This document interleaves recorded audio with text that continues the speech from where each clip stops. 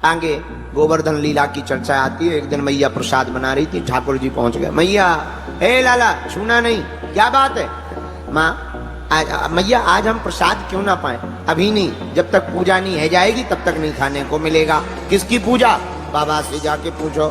ठाकुर जी नंद बाबा के पास आए। बाबा बाबा, आज ना जाने मैया को का है गो, बढ़िया रबड़ी मालपुआ गुजिया बना रही, बड़े बड़े गुजा बना रही, पर मुंह को खाने को तक ना दे रही है, का बात है गई है? तब नंद बाबा ने कहा, लाला आज के दिन इंद्र महाराज की पूजा की जाती है। बाबा, ये इंद्र देवता की पूजा क्यों की जाए? बेटा, इंद्र की पूजा करते हैं तो इंद्र प्रसन्न होता है, बारिश करता है, बारिश करवाता है।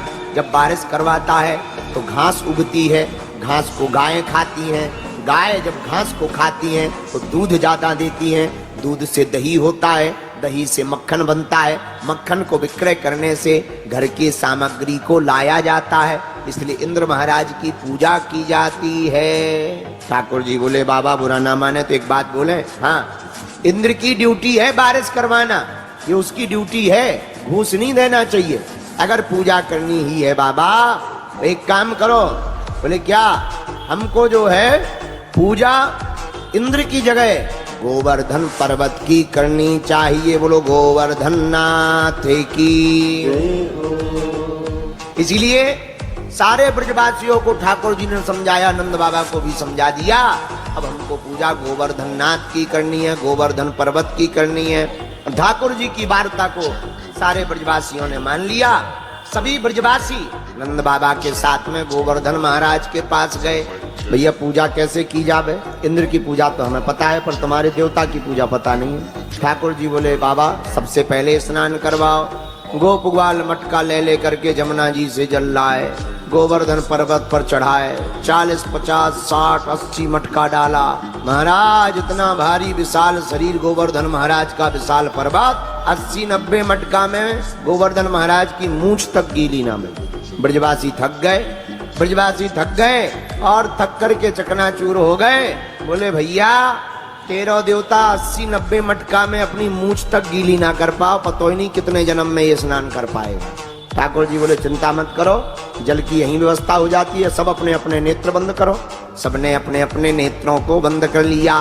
भगवान ने उसी समय मानसी गंगा का स्मरण किया और कल कल किलनोद करती हुई मानसी गंगा प्रकट हो गई। लो भैया अब बढ़िया स्नान करवाओ। सब ब्रजवासी प्रसन्न है गए। बोले, भैया गजब है गो, बड़ा अच्छा देवता है।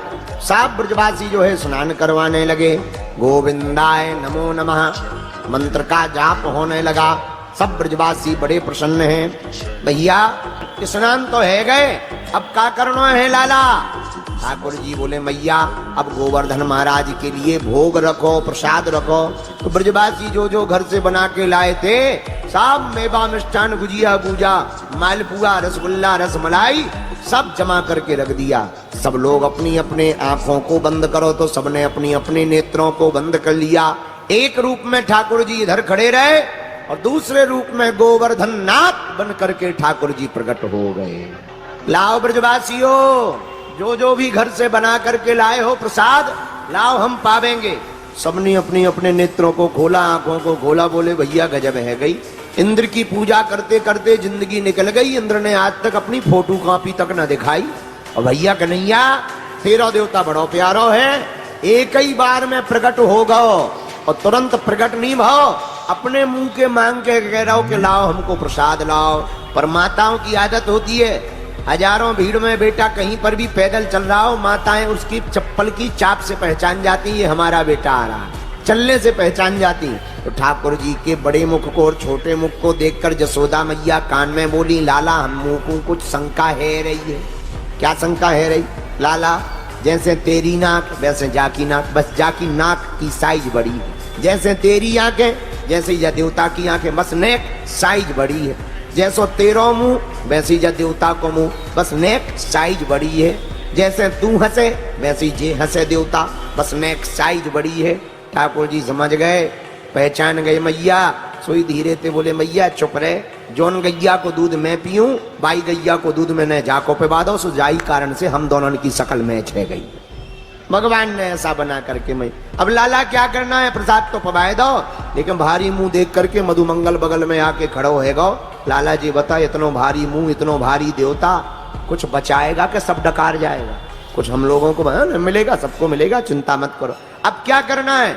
अब गोवर्धन नाथ की परिक्रमा करनी है। सब ब्रजवासी परिक्रमा कर रहे। वापस आए, राजा इंद्र को नारद जी ने पूरी बात बता दी। जहां राजा इंद्र को पता लगा, एक बालक के कहने पर हमारी पूजा को बंद करवा दिया ब्रज में। इंद्र नाराज हो गया, तुरंत मेघों को बुलाया, जाओ जाकर में इतनी भयंकर मूसलाधार बारिश करो, हर जगह हाहाकार मच जावे। मेघ बोले महाराज जो आ गया।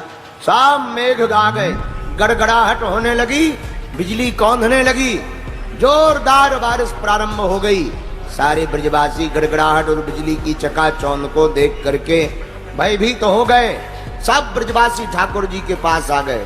भैया हमको तो लगता है कन्हैया ये जो है इंद्र महाराज नाराज हो गए।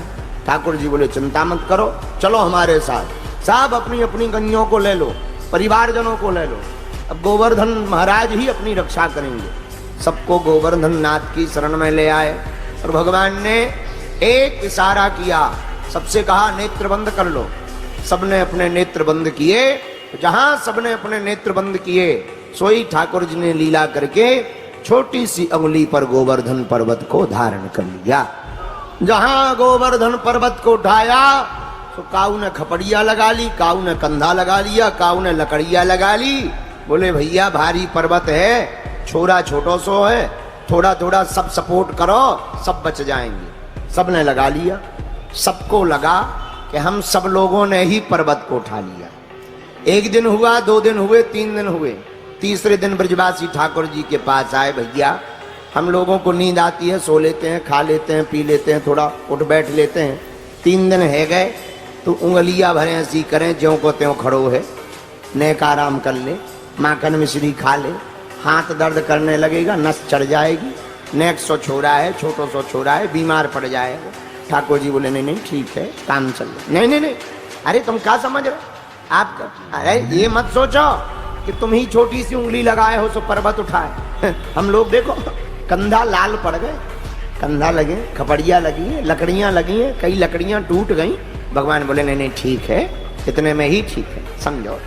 नहीं माने ब्रजवासी, नहीं माने ब्रजवासी तो ठाकुर जी बोले अच्छा तो संभालियो। ब्रजवासी हंस के बोले हैं, इसका मतलब तुम अपनी उंगली पे उठाए कि संभालियो। भगवान बोले नहीं नहीं संभालियो।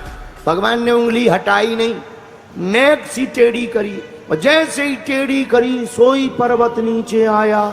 लकड़ियां टूट गई, खपड़ियां फूट गई, कंधे टूट गए। सब चिल्ला के बोले अरे कन्हैया पकड़ो पकड़ो पकड़ो पकड़ो। सोई ठाकुर जी ने फिर सीधी करी। सब ब्रजवासी हक्के बक्के, सबको लग रहा था कि हम उठाए हैं। अब पता लगा कि हम लोग तो बेफिजूली में लगाए थे, उठाने वाला तो गोवर्धन पर्वत को उठाए। यही हम लोगों का हाल है।